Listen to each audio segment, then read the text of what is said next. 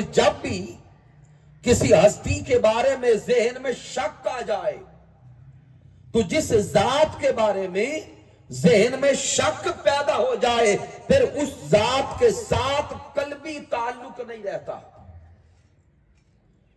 پھر اس ذات کے ساتھ حبی تعلق نہیں رہتا۔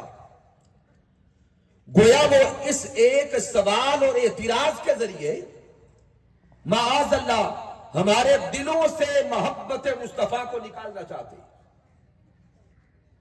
ہمارے دلوں سے عشق مصطفیٰ صلی اللہ علیہ وآلہ وسلم کو معاذ اللہ نکالنا چاہتے۔ آج کی ساری گفتگو عصر حاضر کے تناظر میں ان اعتراضات کے جوابات پر آ رہی ہے۔ اس لیے میں تمام احباب سے عرض کروں گا، سر تاپا کان بن کے اگلے دلائل کو سمجھنا ہوگا۔ سامعین محترم، پہلی دلیل عرض کرنے لگا کہ اللہ رب العزت نے تاجدار کائنات صلی اللہ علیہ وآلہ وسلم کی نبوت کو قیامت تک کے لیے ابدی بنایا ہے۔ رب کائنات نے نبوت مصطفیٰ کو آفاقی بنایا ہے، مالک کائنات نے نبوت مصطفیٰ کو عالمگیر بنایا ہے۔ زمانہ کوئی بھی ہو نبوت مصطفیٰ کا ڈنکا بجتا رہے گا، علاقہ کوئی بھی ہو نبوت مصطفیٰ کا نعرہ لگایا جاتا رہے گا۔ تاجدار کائنات صلی اللہ علیہ وآلہ وسلم سے پہلے آنے والے جمیع انبیاء کرام، رب کائنات نے محبوب سے پہلے آنے والے انبیاء کو کسی نبی کو کسی خاص علاقہ کے لیے بھیجا، کسی نبی کو کسی خاص قوم کے لیے بھیجا، کسی نبی کو کسی خاص زمانے کے لیے بھیجا، لیکن جب بعثت محمد مصطفیٰ ہوتی ہے، رب کائنات قرآن مجید میں اعلان فرماتا ہے وَمَا أَرْسَلْنَاكَ إِلَّا رَحْمَةً لِلْعَالَمِينَ۔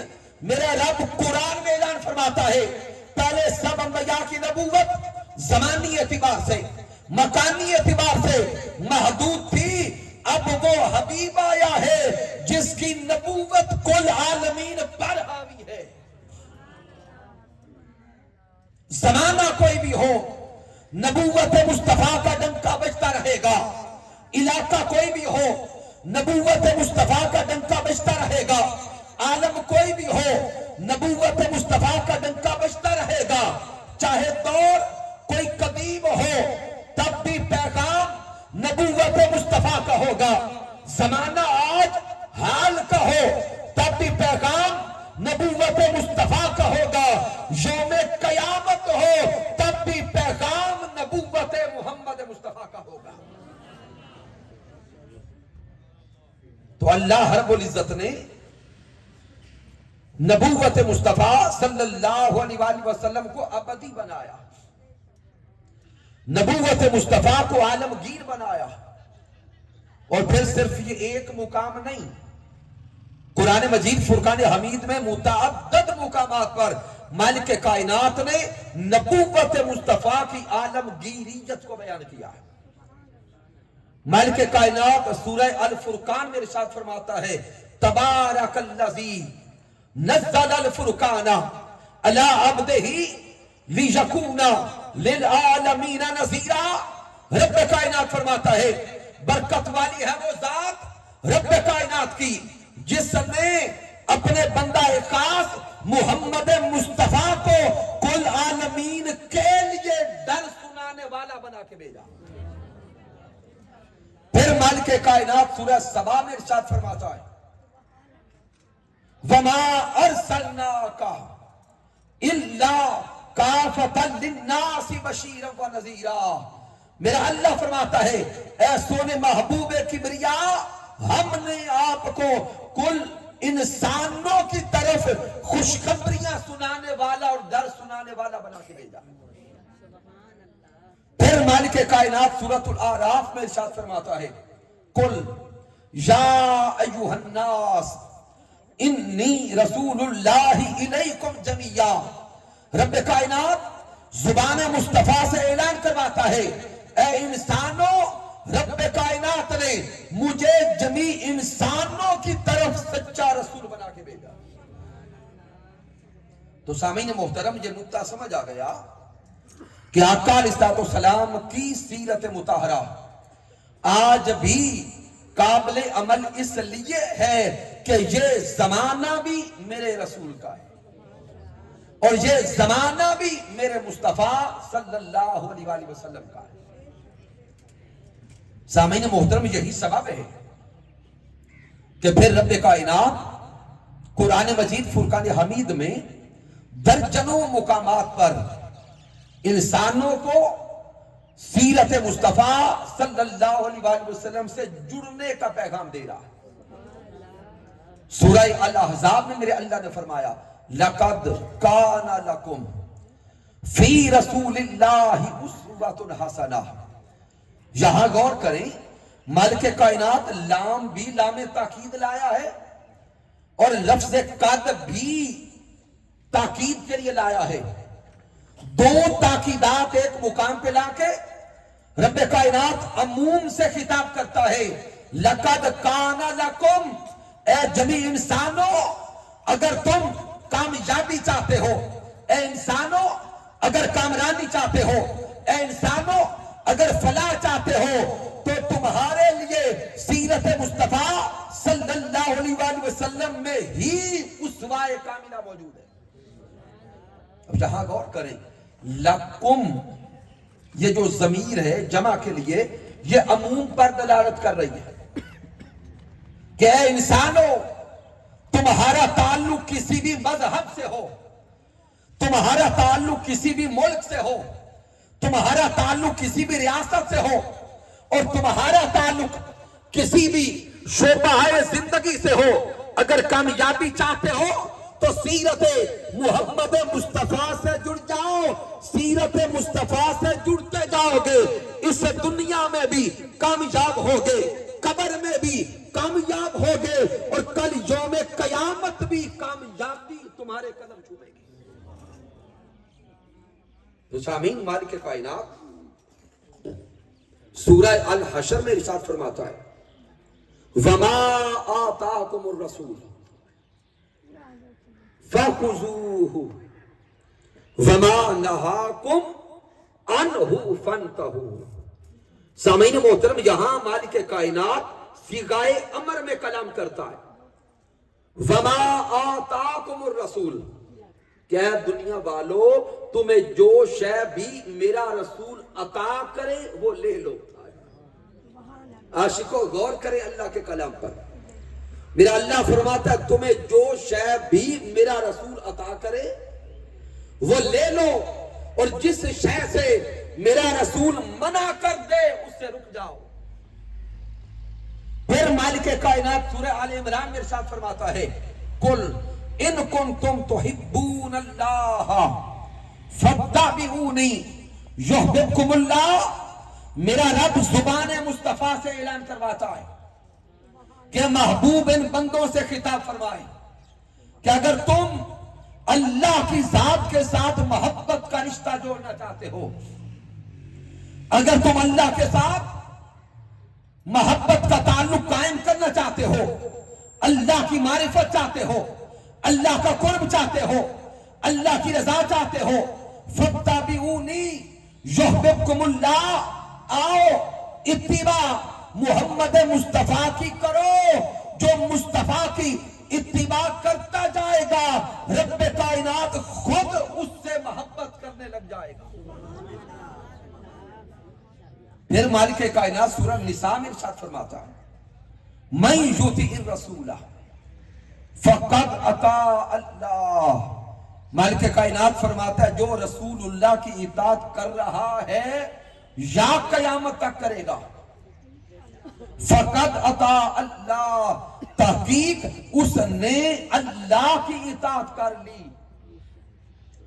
پھر سورۃ النساء میں دوسرے مقام پہ اللہ نے فرمایا یا ایھا الذین آمنوا اطیعوا اللہ واطیعوا الرسول واولی الامر منکم فَإِن تَنَازَعْتُمْ فِي شَيْءٍ فَرُدُّوهُ إِلَى اللَّهِ وَالرَّسُولِ. تو سامعین محترم، قرآن مجید کا مطالعہ کرتے جائیں، ایک دو مقام نہیں، درجنوں مقامات پر مالک کائنات سیرت مصطفیٰ صلی اللہ علیہ وسلم سے جڑنے کا پیغام دے گا. یہی سبب ہے کہ میرے محبوب صلی اللہ علیہ وسلم کے صحابہ نے قرآن مجید کا یہ پیغام پا لیا تھا، اور حضور کے صحابہ سیرت مصطفیٰ صلی اللہ علیہ وسلم میں فنا نظر آتے. صحابہ کرام کی زندگیوں کا مطالعہ کریں، ہر صحابی سیرت مصطفیٰ صلی اللہ علیہ وسلم میں مقام فنائیت میں نظر آ رہا ہے. وقت میں رہتے ہوئے صرف ایک واقعہ کی طرف اشارہ کرتا. سامعین محترم، سن 6 ہجری ہے. آقا علیہ السلام مدینہ المنورہ سے چلے مکہ المکرمہ کی طرف عمرہ شریف کا ارادہ لے کر. کم و بیش 13 یا 1400 صحابہ میرے حضور کے ساتھ ہیں. جب حدیبیہ کے مقام پہ پہنچے، کفار نے میرے حضور کے قافلے کو روک دیا، اور یہ مقام حدیبیہ مکہ المکرمہ سے کم و بیش 5 کلومیٹر کے فاصلے پر ہے. کفار نے حضور کے قافلے کو روک دیا، مذاکرات ہونے لگے. تو میرے سونے آقا صلی اللہ علیہ وسلم نے اپنا سفیر حضرت عثمان غنی رضی اللہ تعالی عنہ کو بنا کے مکہ میں بھیجا، اور کفار نے اپنا سفیر حضرت عروہ بن مسعود رضی اللہ تعالیٰ عنہ کو بنا کے حضور کی طرف بھیجا تھا، جو ابھی مسلمان نہیں ہوئے تھے. 3 دن تقریباً یہ مذاکرات چلتے رہے. آخر معاہدہ یہ طے پایا کہ مسلمانوں کے نبی معاذ اللہ اس سال عمرہ نہیں کر سکتے، اگلے سال آئیں گے تو عمرہ کی اجازت ہوگی. یہ معاہدہ طے پا گیا، لکھا گیا. جب یہ معاہدہ طے پا گیا، اس وقت حضرت عثمان غنی رضی اللہ تعالیٰ عنہ مکہ المکرمہ میں تھے. کہاں تھے؟ پیچھے تک سارے بولے. مکہ المکرمہ میں تھے، حرم کعبہ میں تھے، سامنے اللہ کا گھر تھا. کفار حضرت عثمان غنی سے کہتے ہیں، اے عثمان، آپ خونی اعتبار سے ہمارے رشتہ دار ہیں، بھائی ہیں، آپ کے نبی تو اگلے سال عمرہ کرنے آئیں گے، لیکن ہم آپ کو اجازت دیتے ہیں آگے بڑھیں اور عمرہ کر کے جائیں. اب جنون شریف کی سرزمین پہ بیٹھنے والوں، مجھے بتائیں کہ عمرہ شریف کرنا کیا اللہ کی عبادت ہے کہ نہیں ہے؟ عمرہ شریف کرنا اللہ کی عبادت ہے. مناسک عمرہ کیا ہے؟ حجر اسود کو بوسے دینا، حجر اسود کو چومنا بھی اللہ کی عبادت ہے. طواف کعبہ کرنا بھی اللہ کی عبادت ہے. مقام ابراہیم پہ نفل پڑھنا بھی اللہ کی عبادت ہے. سعی صفا و مروہ کرنا بھی اللہ کی عبادت ہے. اب حضرت عثمان غنی کے سامنے ایک طرف اللہ کی عبادت تھی اور دوسری طرف اتباع سیرت مصطفیٰ تھی. اب مجھے عقل سے سوچ کے بتائیں، عثمان غنی رضی اللہ تعالیٰ عنہ کو اللہ کی عبادت کرنی چاہیے یا چھوڑنی چاہیے؟ کرنی چاہیے. عقل کہتی ہے، اے عثمان غنی، سامنے اللہ کا گھر ہے، سامنے کعبۃ اللہ ہے، آگے بڑھیں اور طواف کر کے جائیں. عقل کے مفتی نے کہا عثمان آگے بڑھیں، طواف کر کے جائیں. عشق کے مفتی نے کہا اے عثمان غنی، اگر یہ کعبہ ہے تو وہ کعبے کا بھی کعبہ ہے. حضرت عثمان غنی کے دل نے کہا کہ یہ کعبہ تو شریعت کا کعبہ ہے، یہ کعبہ تو نمازوں کا مرکز ہے، یہ کعبہ تو عبادت کا مرکز ہے، اور وہ کعبہ نیت کا مرکز ہے، وہ کعبہ ایمان کا مرکز ہے. حضرت عثمان غنی کی آنکھیں چھلکی, آنکھوں سے آنسو روا ہوئے اور بول کے کہتے ہیں کافرو تم نے ہمارے ایمان کی حقیقت کو نہیں سمجھا. واللہ ما اطوف بہی حتی یطوف بہی رسول اللہ. حضرت عثمان غنی کہتے ہیں اللہ کی عزت کی قسم, عثمان اس وقت تک کعبہ کا طواف نہ کرے گا جب تک پہلے میرے محمد مصطفیٰ کعبہ کا طواف نہ کر لے. تو سامعین محترم, حضرت عثمان غنی رضی اللہ تعالی عنہ کی ذات نے یہ نقطہ سمجھا دیا کہ اس وقت تک کوئی عمل عبادت نہیں بنتا جب تک وہ سیرت مصطفیٰ کے تابع نہ ہو جائے. یہی سبب ہے کہ امام اعلیٰ حضرت احمد رضا کا بریلوی نے فرمایا تھا کہ حاجیو آؤ شہنشاہ کا روزہ دیکھو. حاجیو آؤ شہنشاہ کا روزہ دیکھو. ارے کعبہ تو دیکھ چکے, اب کعبے کا بھی کعبہ دیکھو. اور کسی عاشق نے کہا کہ سانول دی نگری تو کعبہ نثارے, سانول دی نگری تو کعبہ نثارے, کعبے دا کعبات خود میں ڈیارے. حضرت عثمان غنی رضی اللہ تعالی عنہ کے عمل نے یہ نقطہ سمجھا دیا. چونکہ وقت مختصر ہے, سارے کائنات کی صحبت میں تھے, رخصت ہونے سے پہلے آقا تاجدار کائنات نے ہمیں یہ قانون بھی پڑھا دیے تھے, ایک پرندہ اوپر ہوا میں اور فضا میں کس قانون کے تحت اڑان بھرتا ہے اور کس قانون کے تحت حرکت کرتا ہے. پیارے مصطفیٰ نے یہ قانون بھی اپنے صحابہ کو پڑھا دیا تھا. ایک پرندہ ہوا میں کس قانون سے اڑتا ہے, تاجدار کائنات نے آج سے 1400 سال پہلے یہ حرکت کا قانون اپنے صحابہ کو پڑھا دیا. اس سے آگے چلے, حضرت عبداللہ بن عمر بن العاص رضی اللہ تعالیٰ عنہ سے روایت ہے, اور اس حدیث مبارکہ کو امام حاکم المستدرک میں لائے. پیارے آقا صلی اللہ علیہ وآلہ وسلم نے ارشاد فرمایا سیکون فی آخر امتی رجال یرکبون المیاسر. حضرت عبداللہ بن عمر بن العاص بیان کرتے ہیں کہ ہمیں تاجدار کائنات نے خطاب فرمایا کہ میری امت کے آخری زمانے میں, میری امت کے آخری دور میں میرے امتی سفر کرنے کے لیے نرم و نازک سواریوں کا استعمال کریں گے. نرم و نازک زینوں کا استعمال کریں گے. یبدلون العظام بالسروج, وہ گوشت پوست اور ہڈیوں کی سواریوں کو نرم و نازک زینوں میں بدل دیں گے. گویا یہ اشارہ مکینیکل سائنس کی طرف تھا. سامعین محترم غور کرے حضور کے کلام پر, یبدلون العظام بالسروج, کہ ہڈیوں کے جانوروں کا سفر چھوڑ دیں گے.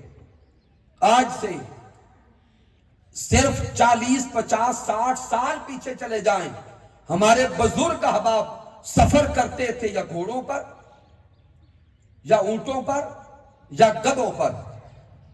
تو میرے حضور نے فرمایا کہ میرے امتی ان سواریوں کو بدل دیں گے. کیا ہوگا؟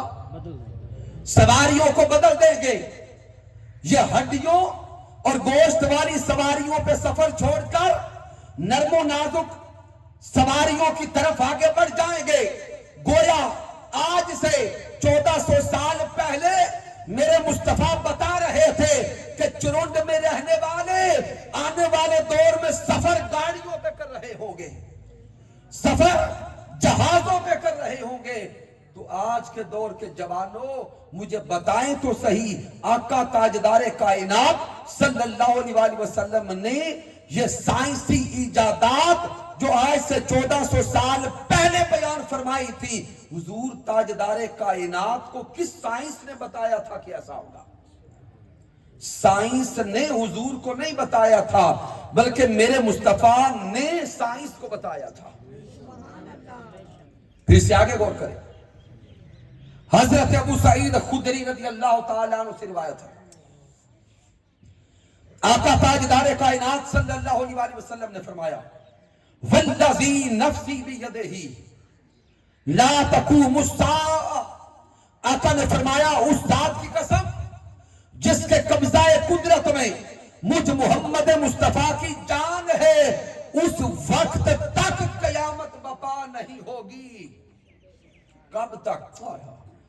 حضور آگے فرماتے، حتی تکلم السباع الانس، جب تک جانور انسانوں سے باتیں نہ کر لے۔ آقا نے فرمایا اس وقت تک قیامت بپا نہیں ہوگی جب تک جاندار اور جانور اور درندے انسانوں سے باتیں نہ کر لیں۔ تو سامعین مجھے بتائیں، کیا انسانوں کی اور جانوروں کی بولی ایک ہے؟ نہیں۔ تو حضور نے کیوں فرمایا اس وقت تک قیامت بپا نہ ہوگی جب تک جانور انسانوں سے باتیں نہ کریں؟ یہ اشارہ آج کے اس سائنسی دور کی طرف تھا کہ وہ دور آئے گا تفتیش کے لیے، تلاشی کے لیے اور جاسوسی کے لیے انسان جانوروں کو استعمال کریں گے۔ اور آج کے دور میں کیا کتے تفتیش کے لیے استعمال ہو رہے ہیں کہ نہیں ہو رہے؟ میرے آقا نے یہ خبر کب دی؟ 1400 سال پہلے۔ اس سے آگے آقا نے فرمایا، وَحَتَّى تُكَلِّمَ الرَّجُلَ عَذَبَةُ صَوْتِهِ، اس وقت تک قیامت بپا نہ ہوگی جب تک ایک چابک اور ایک دستہ انسان سے باتیں نہ کر لے۔ ایک چابک، ایک دستہ کیا باتیں کرتا؟ یہ اشارہ آپ کے کمیونیکل سائنس کی طرف تھا، ٹیلی فون کی ایجاد کی طرف تھا۔ آج سے جب 20-30 سال پہلے ٹیلی فون آیا تھا تو وہ جو فون سیٹ ہے اس کے ساتھ ایک تار ہوتی تھی، اور حضور نے فرمایا کہ اس وقت تک قیامت بپا نہ ہوگی جب تک ایک کوڑا نما شے انسان سے باتیں نہ کرے۔ وہ جب بیل بجتی اور ہم ریسیور اٹھاتے تو اس کے ساتھ ایک تار تھی کہ نہیں تھی؟ میرے حضور نے 1400 سال پہلے بتا دیا کہ ایک کوڑا، ایک رسی، ایک چابک انسان سے کلام کرے گی۔ پھر حضور نے آگے فرمایا، وَشِرَاكُ نَعْلِهِ، اور اس وقت تک قیامت بپا نہ ہوگی جب تک انسان کے جوتے کا تسمہ انسان سے باتیں نہ کر لے۔ وَتُخْبِرُ فَخِذُوهُ بِمَا أَحْدَثَ أَهْلُهُ بَعْدَهُ، اور حضور نے فرمایا قیامت اس وقت تک بپا نہ ہوگی جب تک وہ آلات ایجاد نہ ہو جائیں کہ انسان گھر میں نہیں ہوگا، وہ گھر پلٹے گا اور وہ آلات اسے بتائیں گے کہ تیرے باپ، تیرے گھر والے کیا کرتے رہے۔ یہ اشارہ سی سی ٹی ویز کیمراز کی طرف تھا۔ کیا بات ہے، کیا بات۔ تاجدار کائنات نے آج سے 1400 سال پہلے یہ علم عطا کر دیا تھا کہ میرے امتی اور کائنات کے انسان اپنی حفاظت کے لیے، تفتیش کے لیے اور سب کچھ دیکھنے کے لیے اپنی دکانوں میں، شاپنگ مال پر، اپنے گھروں میں سی سی ٹی وی کیمرے لگائیں گے۔ سامعین محترم، ان ساری احادیث مبارکہ کو سامنے رکھتے ہوئے سمجھ یہ آتی ہے کہ اس کائنات میں رب کائنات نے ذات مصطفیٰ کو ایسا عظیم رسول بنا کے بھیجا ہے کہ اس کائنات کے سائنسدان اول بھی محمد مصطفیٰ نظر آتے ہیں۔ سبحان اللہ۔ سائنس کا دمین مصطفیٰ سے وجود پاتی ہے۔ سامعین محترم، چونکہ وقت بچا کے آگے جانا چاہتا ہوں، سائنس ترقی کرتی کرتی جب بھی اپنے کمال کو پہنچے گی، اور سائنس ترقی کرتی کرتی جب بھی اوج ثریا کو پائے گی اور سائنسدان سمجھیں گے کہ یہ سائنسی ترقی کا کمال ہے، سائنسدان نظر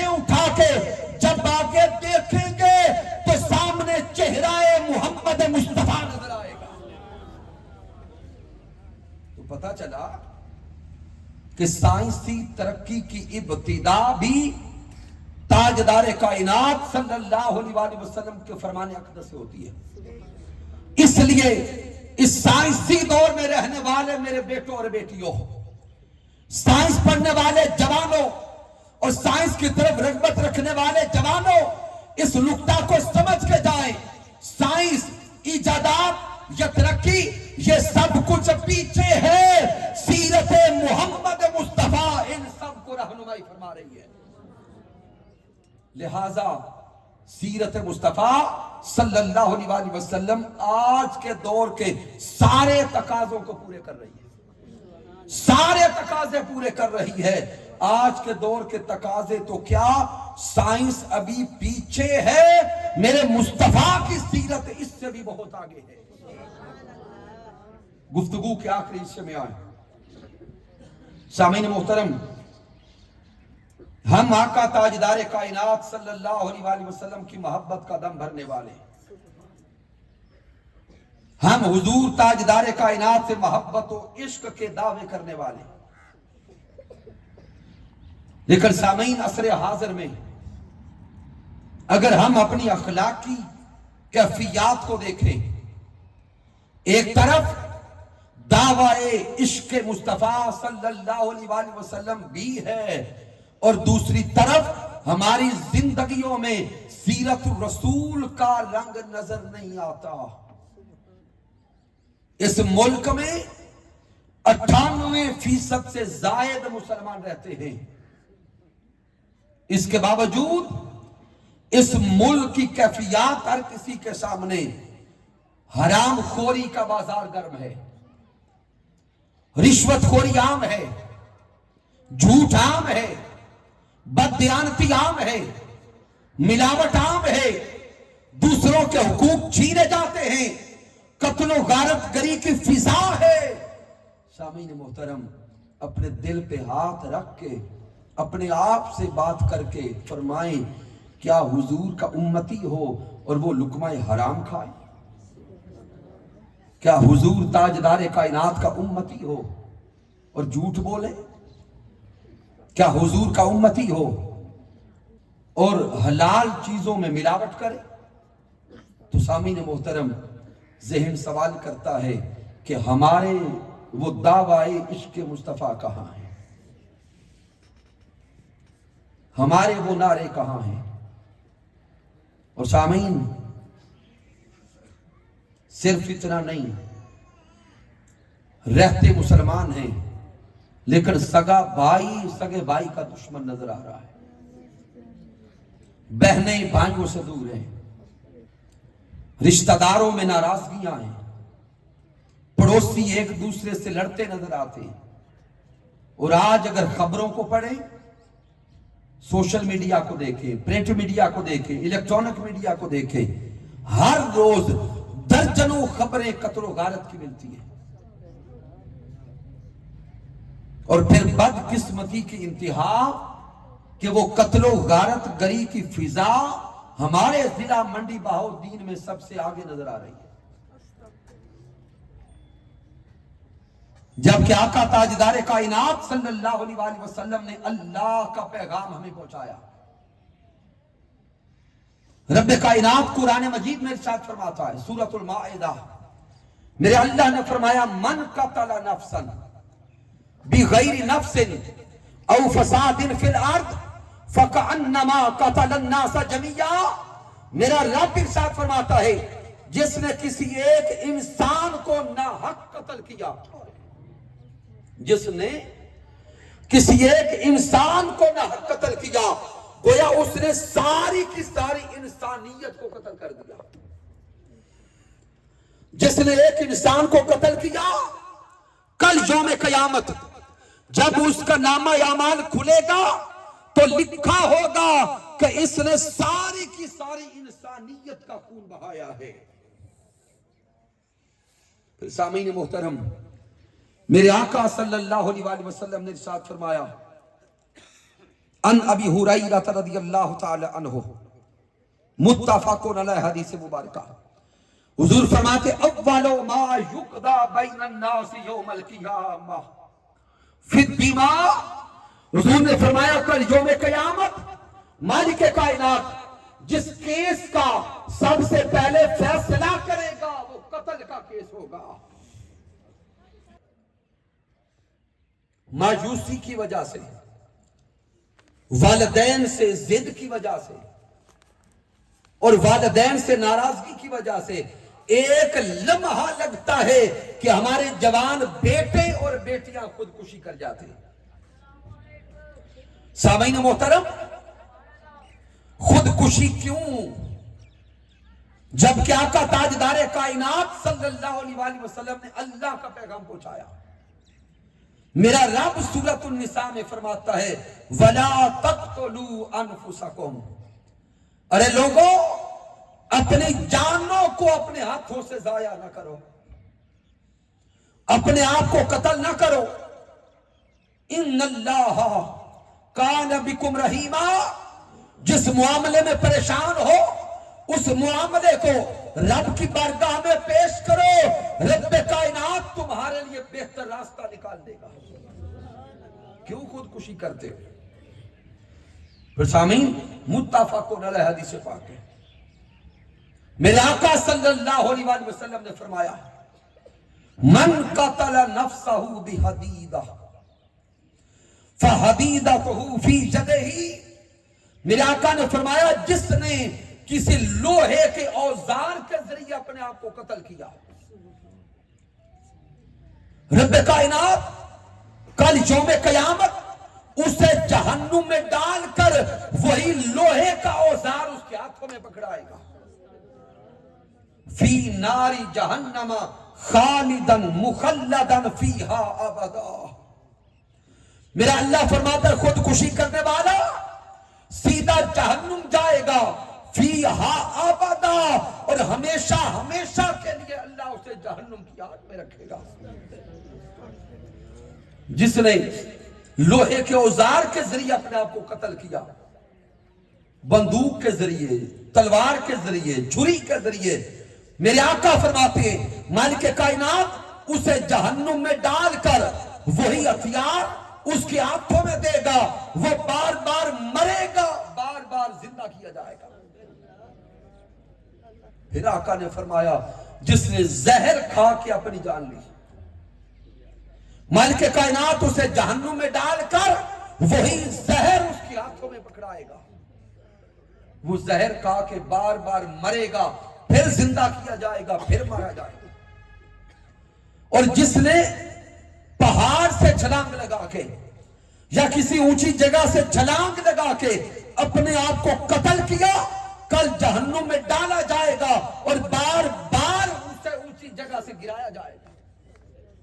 نوجوان بیٹوں اور بیٹیوں، ہماری آنکھیں کب کھلے گی؟ ہمیں کون سمجھائے گا کہ خودکشی عمل حرام ہے؟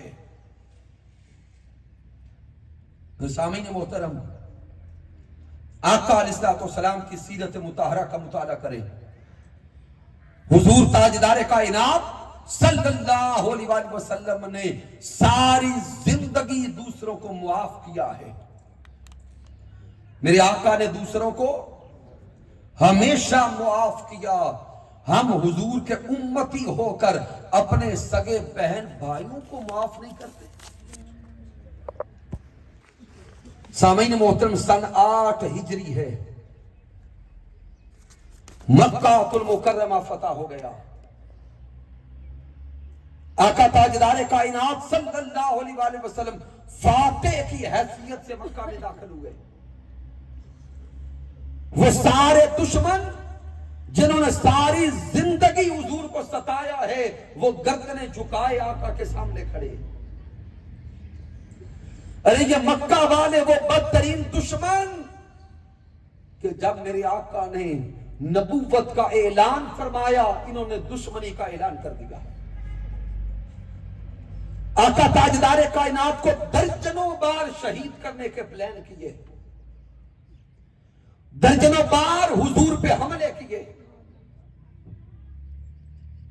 اور کم و بیش 3 سال میرے آقا کو شعب ابی طالب میں قید کر دیا. ان 3 سالوں میں آقا تاجدار کائنات اور آپ کے صحابہ کو زندہ رہنے کے لیے درختوں کے پتے تک کھانے پڑے. میرے آقا مکہ چھوڑ کے مدینہ گئے تو مدینہ المنورہ میں ان 11 سالہ مدنی دور میں 80 سے زائد جنگیں میرے حضور پہ مسلط کی گئی. غزوہ احد میں حضور کے دندان مبارک شہید ہوئے. پیارے آقا کے چچا جان حضرت امیر حمزہ کو شہید کر کے ان کا کلیجہ چھوایا گیا. اتنے بدترین دشمن. سن 8 ہجری میں مکہ المکرمہ فتح ہوا. آقا تاجدار کائنات فاتح کی حیثیت سے مکہ داخل ہوئے. یہ سارے دشمن گردنیں چکائے کھڑے تھے. میرے آقا نے فرمایا کعبۃ اللہ کی چابی کہاں ہے؟ عثمان بن طلحہ کعبہ کا متولی تھا. ڈرتے لرزتے کعبۃ اللہ کی چابی حضور کے سامنے لایا. میرے آقا نے کعبۃ اللہ کی چابی اٹھائی, اللہ کے گھر کا دروازہ کھولا, اندر تشریف لے گئے, شکرانے کے نوافل ادا کیے.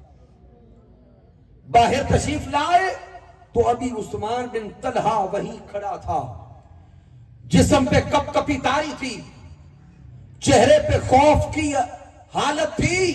میرے آقا فرماتے ہیں عثمان بن طلحہ آج وقت بدل گیا. تلک الایام نداولها بین الناس.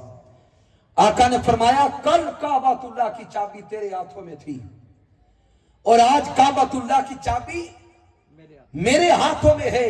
آقا نے فرمایا عثمان بن طلحہ یاد کرنا وہ وقت. حضور نے کیا یاد کروایا کہ جب آقا نے مکہ المکرمہ سے ہجرت کا ارادہ کیا, میرے حضور نے عثمان بن طلحہ کو کہا تھا عثمان بن طلحہ کعبہ کا دروازہ کھول, میں اندر جا کے نفل پڑھنا چاہتا ہوں. عثمان بن طلحہ نے کہا اے مسلمانوں کے نبی, باقی ہر کسی کے لیے کعبہ کا دروازہ کھل سکتا ہے لیکن آپ کے لیے دروازہ نہیں کھولوں گا.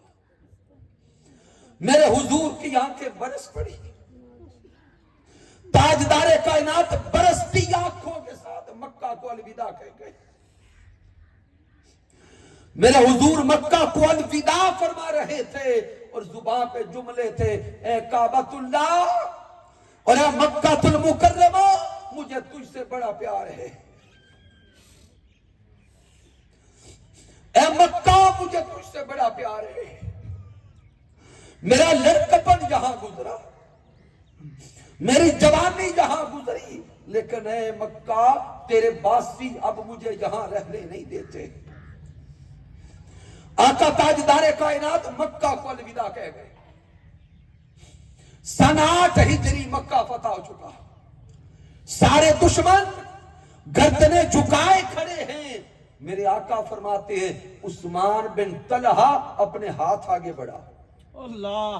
عثمان بن طلحہ ڈرتا ہے کہ کہیں ہاتھ نہ کٹوا دے. میرے حضور نے پھر فرمایا عثمان بن طلحہ اپنے ہاتھ آگے کر. وہ ہاتھ آگے کرتا ہے. ارے صدقے جائیں سیرت مصطفیٰ پر, صدقے جائیں کردار مصطفیٰ پر. میرے پیارے مصطفیٰ کعبۃ اللہ کی چابی عثمان بن طلحہ کے ہاتھوں پہ رکھ کے فرماتے ہیں اے عثمان بن طلحہ, تو نے میرے لیے کعبہ کا دروازہ نہیں کھولا تھا, وہ تیرا کردار تھا. میں آج پھر کعبہ کی چابی تیرے ہاتھوں میں دیتا ہوں, تیری معافی کا اعلان کرتا ہوں, تجھے پھر کعبہ کا متولی بناتا ہوں. وہ تیرا کردار تھا, یہ محمد مصطفیٰ کا کردار ہے.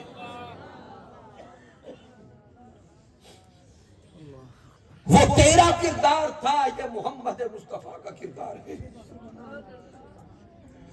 میرے حضور تاجدار کائنات کی سیرت تو یہ ہے کہ آقا نے دشمنوں کو بھی معاف کر دیا، اور کیا ہم اپنے بہن بھائیوں کو معاف نہیں کر سکتے؟ کیا ہم خونی رشتہ داروں کو معاف نہیں کر سکتے؟ آج کے درس عرفان القرآن کی نشست میں آنے والوں آئیں، اگر حضور کی ذات سے سچی محبت کا دعویٰ ہے اور حضور سے سچا عشق ہے تو آج کے درس قرآن میں بیٹھ کر اللہ رسول کو گواہ بنا کے یہ نیت اور ارادہ کر کے جائیں، ہماری جس کے ساتھ رنجش ہے، ناراضگی ہے، نفرت ہے، خدا رسول کے لیے کہیں کہ میں اللہ رسول کے لیے اسے معاف کرتا ہوں۔ کیا معاف کرتے ہیں؟ ہاتھ اٹھا کے بتائیں، کیا سب دوسرے بہن بھائیوں کو معاف کرتے ہیں؟ اللہ سلامت رکھے، اللہ سلامت رکھے۔ اپنے دلوں کو نفرت سے پاک کر کے جائیں، اپنے دلوں کو حسد سے پاک کر کے جائیں، اپنے دلوں کو حقد اور کدورت سے پاک کر کے جائیں۔ سامعین محترم، یہ دل اگر نفرت سے، بغض سے، کدورت سے پاک اور صاف ہو گیا، اور یہ دل دنیا کی ساری بیماریوں سے پاک ہو گیا، تو پھر اس دل میں وہ دل والا آ جائے گا۔ اعتکاف حرمین شریفین کے بعد دنیا کا سب سے بڑا اجتماعی اعتکاف حضور شیخ الاسلام کی صحبت میں ہوتا ہے۔ وہ والدین جو سمجھتے ہیں کہ ہماری اولادیں بگڑ گئی، نافرمان ہو گئی، وہ اپنی نوجوان بیٹوں اور بیٹیوں کو حضور شیخ الاسلام کی صحبت میں شہر اعتکاف میں بھیجیں۔ جب وہ جوان جائیں گے زندگی کا رنگ اور ہوگا، پلٹ کے آئیں گے تو زندگی کا حال بدل چکا ہوگا۔ اعتکاف کی رجسٹریشن کوشش کریں، جلد کروائیں۔ ان 6 روزہ دروس عرفان القرآن کے انعقاد پر بارے دیگر مبارکباد پیش کرتا ہوں۔ تحریک منہاج القرآن اور جملہ فورمز، چرونڈ شریف، بودھ شریف اور جمیع گرد و نواح سے تشریف لانے والے دیوان خانے مصطفیٰ صلی اللہ علیہ وسلم کو، اور آج کی بزم میں تشریف لانے والے معزز مہمانان گرامی قدر محترم سکندر حیات گوندر صاحب تشریف لائے، محترم حاجی منیر احمد ارائی صاحب، محترم حاجی بشیر احمد ارائی صاحب، محترم ڈاکٹر عبدالقیوم صاحب، محترم قاری سکندر صاحب، اور تشریف لانے والے جمیع عشاقان مصطفیٰ۔ ہر آنے والا مہمان ہمارے لیے مہمان خصوصی ہے۔ مالک کائنات سب کا تشریف لانا قبول فرمائے۔ اور سامعین محترم، ان 6 روزہ دروس عرفان القرآن کی آج ابھی پہلی نشست ہوئی ہے، اور دونوں طرف الحمدللہ حال فل ہے، اور انتظامیہ کے انتظامات کم نظر آ رہے ہیں، اور مجھے مائیں بہنیں بیٹیاں نظر آ رہی ہیں، مردوں سے ہماری بیٹیوں کی تعداد بڑھ گئی ہے۔ رب کائنات ان ماؤں بہنوں بیٹیوں کو ہمیشہ سلامت رکھے۔ یقیناً آج کے درس قرآن میں آنے کے لیے انہوں نے رات کو نیت کی ہوگی، پھر سحری کے لیے جس وقت اٹھتی ہیں اس سے پہلے اٹھی ہوگی، گھر والوں کے لیے سحری کا انتظام کیا، سحری کروائی، اور جلد گھر سے نکلی کہ ہم قرآن مجید کا پیغام لے کے آئے۔ اللہ رب العزت ان ماؤں کو، بیٹیوں کو ہمیشہ سلامت رکھے۔